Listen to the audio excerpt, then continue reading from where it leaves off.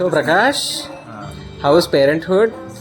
Please share your review, your morning experience. లెగ్గానే ఒకప్పుడు సూర్యోదయం ఎలా ఉంటుందో తెలిసేది.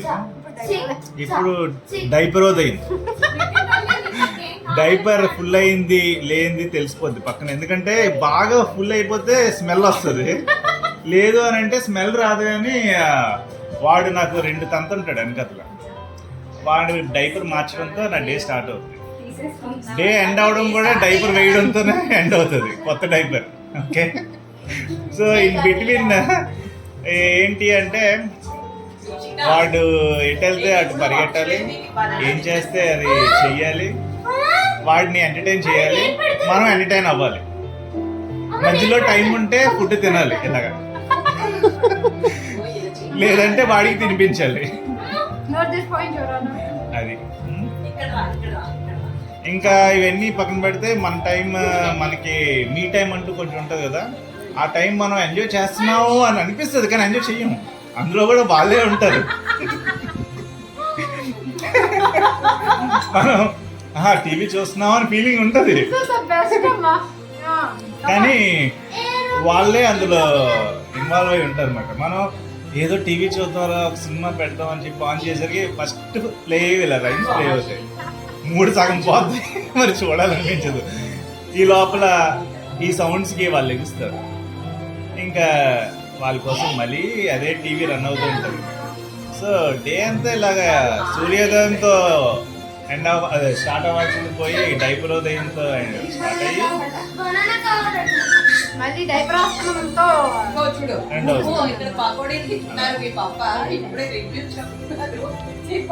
కానీ ఇవన్నీ పక్కన పెడితే ఒక ఫన్ ఉంటుంది, ఒక రిలాక్సేషన్ ఉంటుంది. అలాగే బీపీ, షుగర్ ఇలాంటివన్నీ కూడా వచ్చే అవకాశాలు కూడా ఉంటాయి. ఫస్ట్ బీపీ వచ్చేస్తుంది,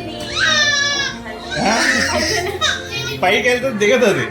అది దిగే లోపల వాళ్ళు నవ్వితే ఓకే, ఇంకా ఏడుస్తున్నారు అనుకో ఇంకా అది పైనే ఉంటుంది ఆ లెవెల్, అది కింద దిగదు.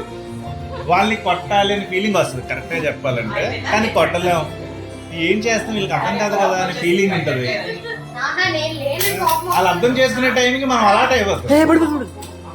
ఇక్కడ పాయింట్ ఏంటంటే వాళ్ళు అర్థం చేసుకుంటారని అనుకునే టైంకి మనకు అర్థమైపోద్ది ఇంకెప్పటికీ వీళ్ళు అర్థం చేసుకోరని.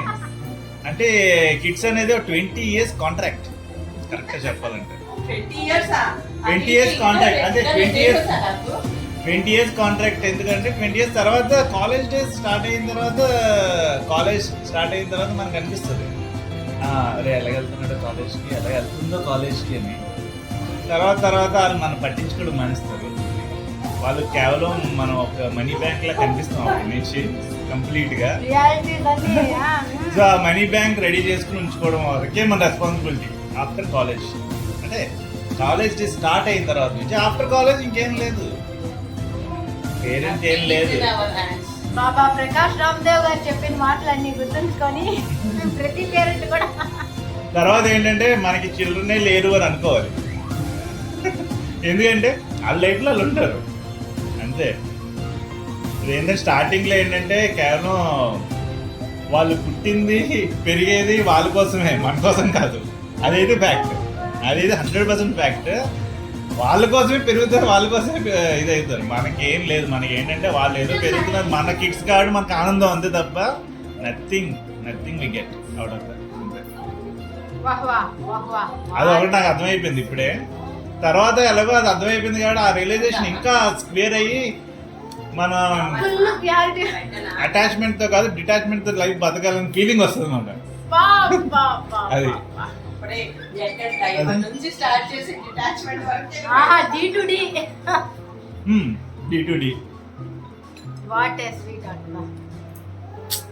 అంటే బాడీ మీద 1 million views guarantee. 1 million views guarantee. అదే మాట. నెక్స్ట్